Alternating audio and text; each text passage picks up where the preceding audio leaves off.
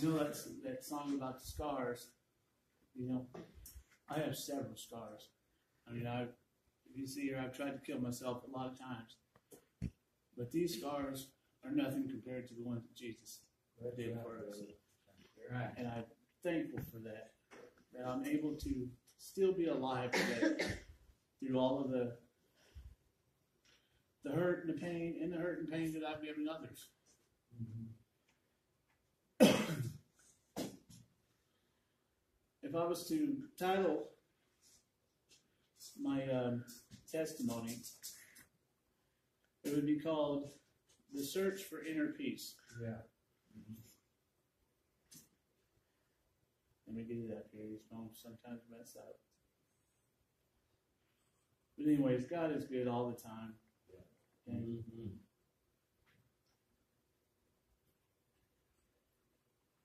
I know that when Jesus found me,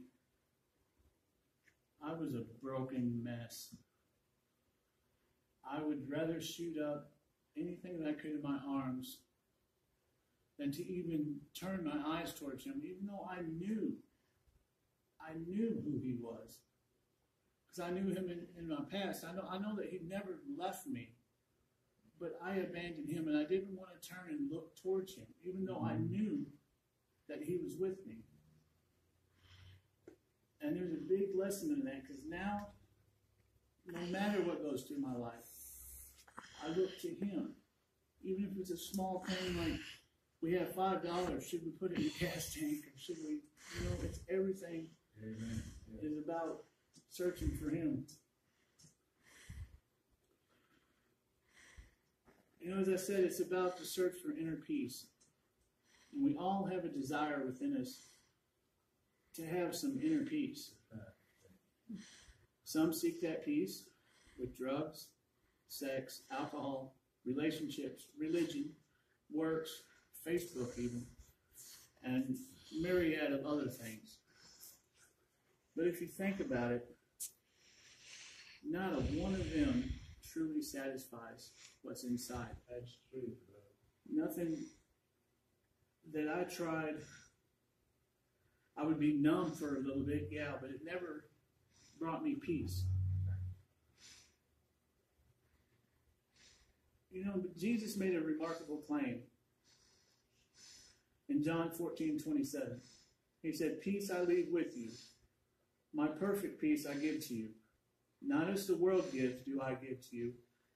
Do not let your heart be troubled, nor let it be afraid. Let my perfect peace calm you in every circumstance and give you courage and strength for every challenge." Amen. And I found that scripture to be very true. I guess I'll tell a little bit about myself now. I was born in Poplar Bluff, Missouri, but I was raised in Piedmont. Do you guys know where Piedmont's at? It's claim to fame in UFO sightings in the 70s in Clearwater Lake. And Black River, of course. I've always been a big guy, and being a big guy gets you teased and made fun of a lot. I got into a lot of fights at school. My mom was a very excellent mom, but my dad was very abusive. He was a Vietnam vet and a mean drunk. I always would look for an escape from him, and I always found it in reading and writing. Even at a young age, I particularly loved reading anything about religion. I would study and read the Bible because it fascinated me. But then I also started studying New Age stuff, and later on in my life, Satanism stuff.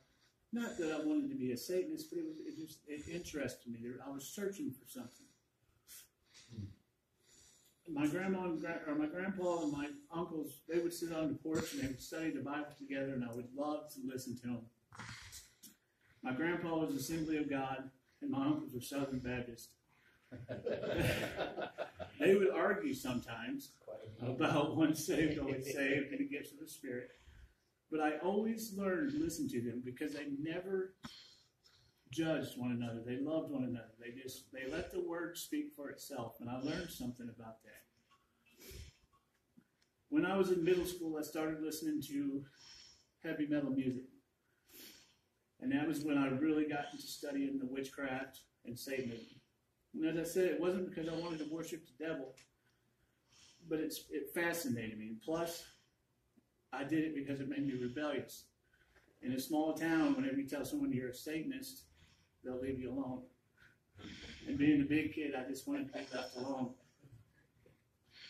And it scared them a little bit, which was kind of cool at the time. But all of that, it didn't seem to get rid of that desire.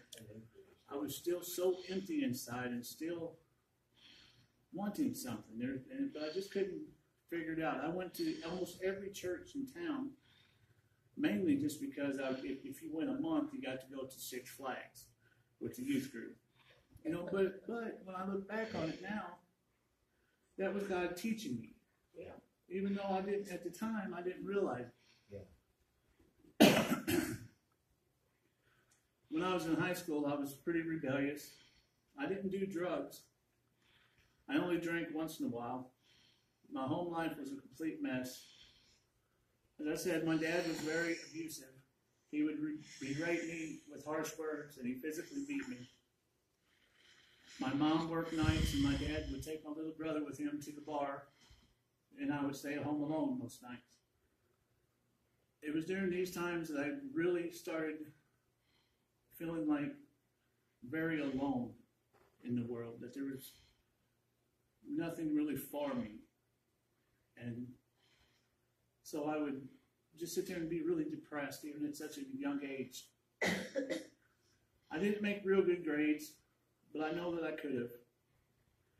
I made 100% in a couple classes just to show the teachers I could, and then the next semester I would just fail completely just to show them, hey, I'm better than you. But that was just being a rebellious teen.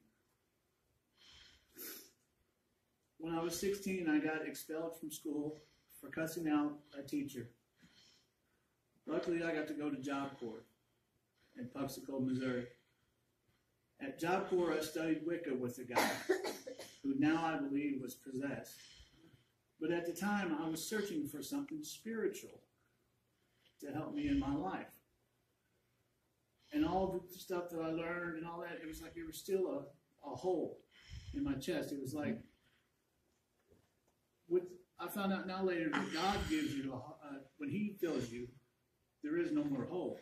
But when you search for these answers in other places, there's giant holes there. I got my GED while in Job Corps. Then I quit Job Corps and I got married at 17. I wasn't a very good husband. I would leave a lot and I got drunk a lot, and I repeated the exact same things I hated that my dad did. I was physically and emotionally abusive to her. And then I found out about weed. As I said, I didn't do drugs when I was younger. I was always scared of them because I seen the effects on others and I didn't really want that. But I liked weed and I smoked a lot of it. At 18, I got caught with 3.5 pounds of pot, and they gave me probation. I would still smoke thinking that I was better than my PO. I don't even ever done anything like that. You're smarter than But here's where something happened to me at 19. I was sitting in my bedroom listening to Iron Maiden. And they have a song called Number of the Beast, which actually has in the song, it says 666, Number of the Beast. Now my brother-in-law was a Christian, and he came in there, and he said, "You know that's a Bible verse."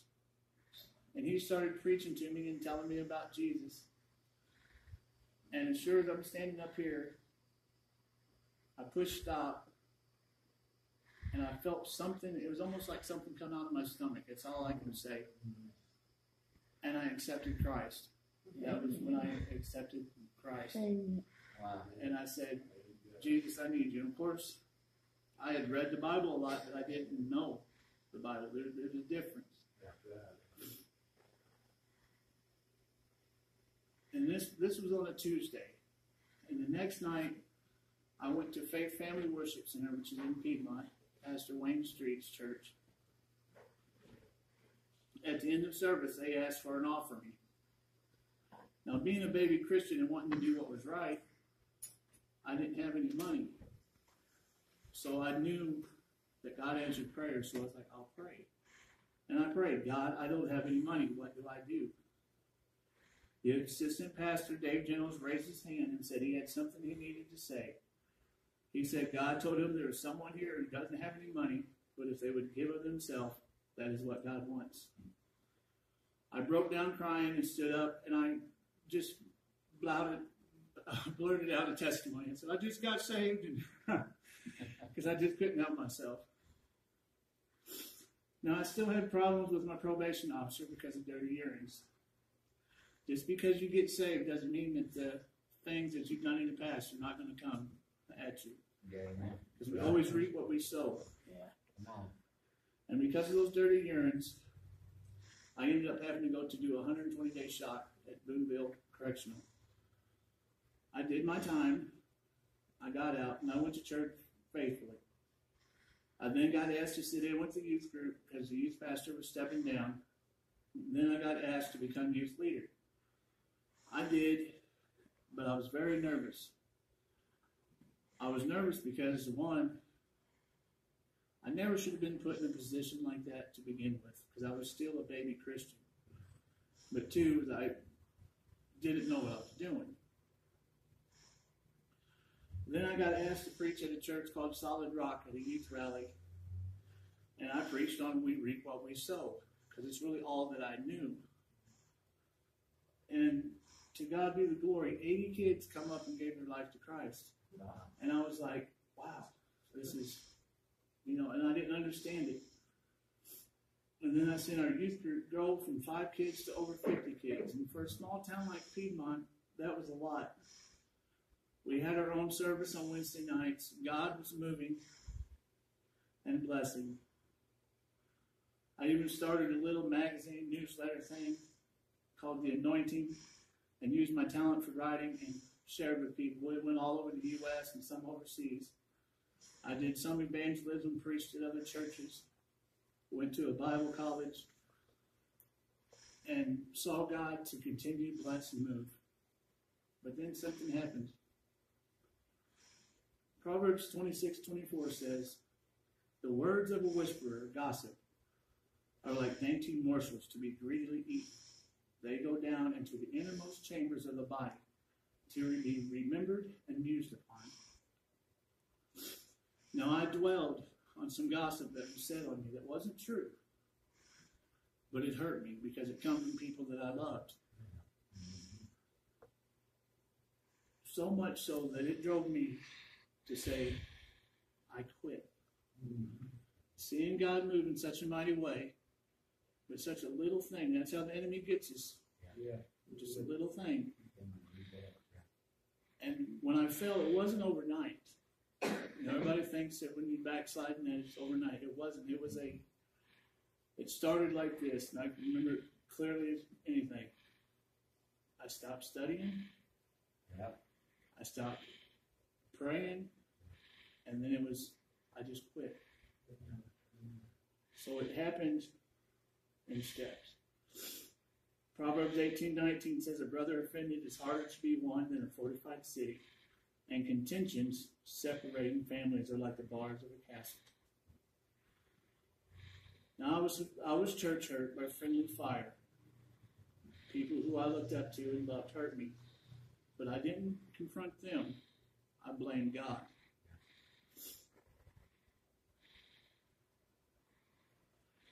Jeremiah 17 says, cursed is the man who trusts in and relies on mankind, that it would make him weak.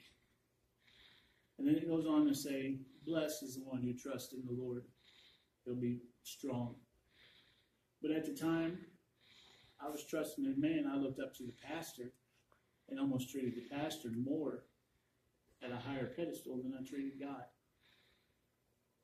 And I think And it's good to love your pastors, and it's good to love spiritual leaders, but if you're putting them higher than God, there's going to be an unbalance in your life. Now, after quitting church, me and my ex-wife decided to move to Phoenix, Arizona. And it was there that I found drugs. Coming from a small town and going to Phoenix, it's like a kid in a candy store.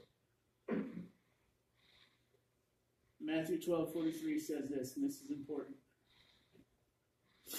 When an impure spirit comes out of a person, it goes through arid places seeking rest and does not find it. Then it says, I will return to the house I left.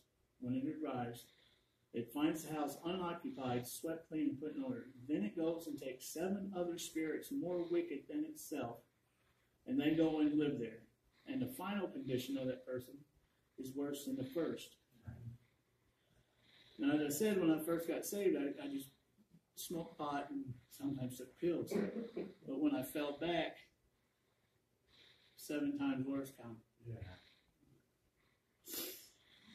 I got introduced to cocaine and methamphetamine. I stayed in Phoenix for about a year and came back to Missouri. I still did drugs, and it was in Wildwood, Missouri, where I eventually started shooting them in my veins. And then my life just plummeted to the lowest. In 2001, my dad went to the bar, and they called my mom and said something was wrong with him. So she went and picked him up like she had done so many times before. And when he got home, he fell out of my mom's vehicle. She hollered at me and said, come help your dad. And I've done it many times before. I went out there and I tried to pick him up, and he tried to say something. And he couldn't get it out. And I seen his eyes just gloss over, and he died right there in my arms. My dad, we found out, he actually killed himself that night. He took, there ain't no telling how many Valiums, and he went to the bar to drink to finish the thing. And this really hurt me. Even though me and my dad did not have a very good relationship, it still hurt me because it was my dad. And what it did is it made me do drugs worse. I should have seen right then and should have stopped, but it just made me want to numb myself even worse. And then in 2003, my mom was diagnosed with cancer. I was always a mama's boy, and I watched her wither away. They would give her morphine and other pain medicines, and I would steal her pills and shoot them in my arms. On April 15, 2004, she died, and her last words to me were, I hate you. I felt so ashamed for all the hurt I had caused my beautiful mother, and this troubled me so very much. But I still didn't stop using drugs because they were all that I had. It's almost like Jesus is right there with his hand out, but I would much rather go the opposite way, because the opposite way seemed safe, because I knew what that was, because it numbed me, and it was not, of course it led to many heartbreaks, but it was safe. I didn't realize that Jesus was safe because I had gotten hurt. Now I know that Jesus is surely the way. And of course, everybody knows when you get into drugs bad and you can't afford them, you start selling them. And I was selling meth. In 2005, I was arrested for sales. And I got 2 10-year sentences that run concurrent. I still didn't stop. There was no reason to. Because they gave me probation, but I still didn't stop. I just said, I don't care. I want to die. And I'm like, and I would even pray, and people would call me stupid, and I'd say, God, just kill me. I'm ready to die. I'm done.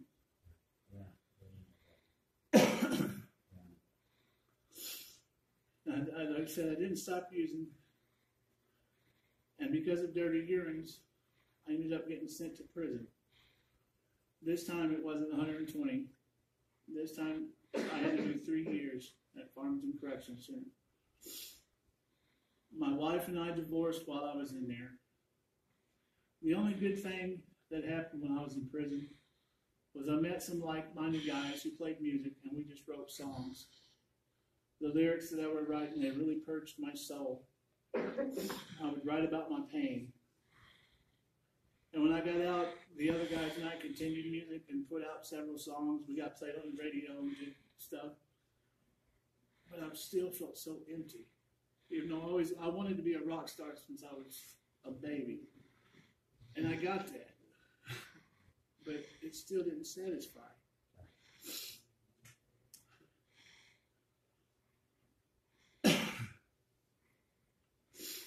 In 2010, I heard a voice. I should have knew it wasn't from God, that's for sure. But it said, just go ahead and kill yourself. It's time. So I took about 200 different types of pills. I really don't know how many I took. And I ended up dying. But they brought me back, but I was in a coma for 3 days. When I awoke, I had a DVT blood clot in my leg, and I almost died again. And I spent the whole week in the hospital, but it still didn't change anything in my fact. Here's an interesting fact. The only people who came to visit me when I was in the coma was the ones who hurt me at my own church. They're the ones who come to pray for me. Because they had done let it go, and I couldn't let it go.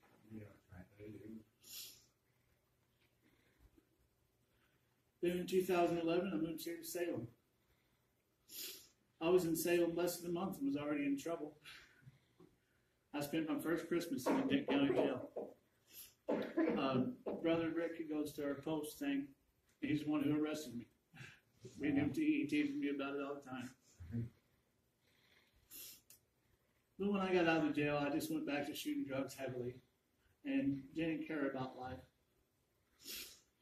One Sunday, my girlfriend's mom asked us, I think it was Mother's Day actually, think about it, asked us to come to church with her at New Harmony.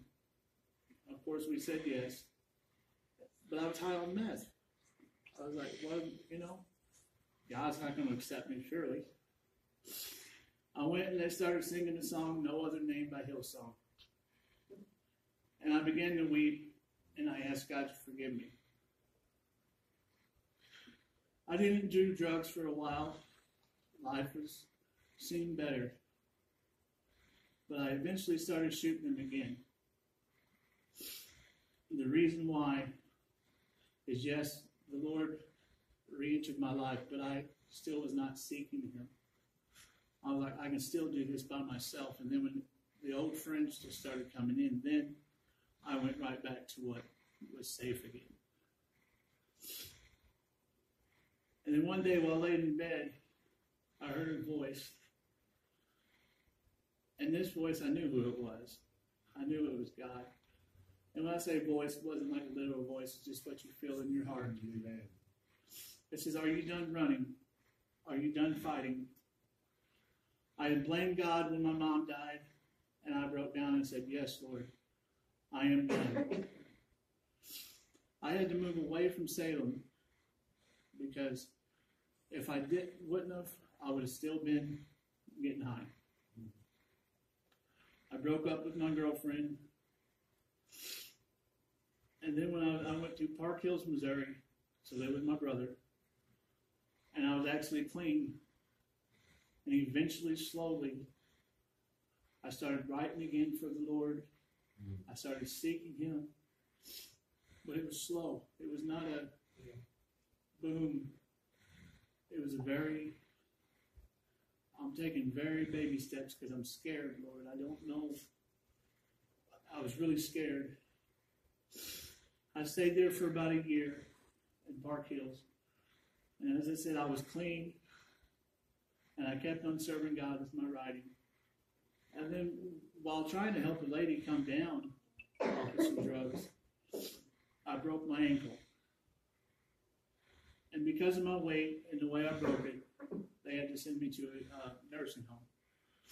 So, of course, they sent me back to Salem. So I stayed at the Seville Center here in Salem. I stayed there for a month, and then I moved into my own place. And it was good that I was alone in that place, because it wasn't dark like with the lights were off, so I mean by dark, but it wasn't dark because I felt there was hope. I felt like I was right in the beginning of hope, but I just didn't know where it was at yet. And being alone, all I could do was seek God, because I didn't have nobody else. And I spent lots of time studying and writing.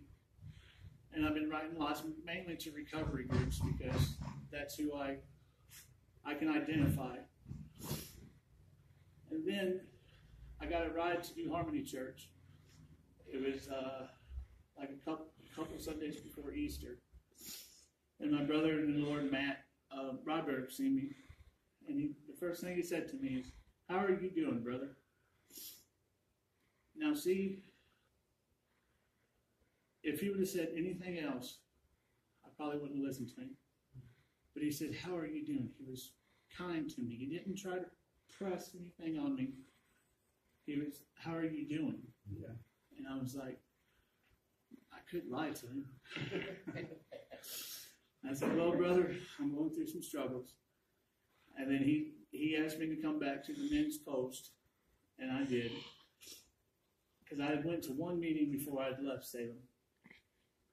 But what Matt didn't know was about 2 weeks before coming back to the Monday night's meeting, I had taken 50 Neurontin pills, wanting to end my life again. So now you see why it meant when Matt said, "How are you doing?" We don't know what our words do to people sometimes, even if it's just a, "How are you doing?" And because he said that is what I needed to hear. Well, my beautiful Kelly there, she came by the night that I had taken them pills and asked me what was wrong, because of course I was stumbling around. And I broke down and told her that I took the pills. She took my bottle and dumped them in the toilet. And then I decided never again to be so foolish. And I'm continually thanking God for giving me another chance. Amen. Because I am a new man in Christ, Amen. stronger than before. God has really been blessing and moving in our life. I've been clean now for 2 years. And I've been writing and studying daily to try to let people know that there is a better life, because there is. Yes, sir. And if you guys remember what John 14:27 says, "Peace I leave with you. My perfect peace I give you. Not as the world gives do I give to you. Do not let your heart be troubled, nor let it be afraid. Let my perfect peace calm you in every circumstance and give you courage and strength for every challenge." I now know what that perfect peace means. And I know that God is with me. And as I continually seek Him daily, I can't express this I say it in everything that I write, even as Craig on this. Always seek God and His righteousness first, daily. Always seek God through anything. And God is using me to help people. It's not for my glory, because I couldn't help myself out of a paper bag. And I faithfully go to Grace Community Church in Salem. And I always say, if God can save me, a wretch who has done lots of bad in life, He can save you. And He can give you that peace, just like He has given me inside. And that's it. Amen.